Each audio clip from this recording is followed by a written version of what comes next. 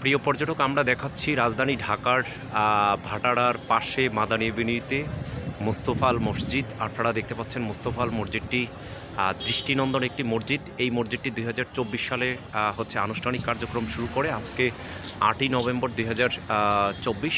আমরা দেখাচ্ছি এই মসজিদে অনেক মুসল্লি, প্রায় 10,000 মুসল্লি একসাথে নামাজ পড়তে পারে। এই মসজিদটি হচ্ছে ইউনাইটেড গ্রুপের হচ্ছে একটি প্রতিষ্ঠান এবং হচ্ছে ইউনাইটেড ইউনিভার্সিটির যে ক্যাম্পাস রয়েছে সেই ক্যাম্পাসের পাশেই হচ্ছে এই মসজিদটি অবস্থিত।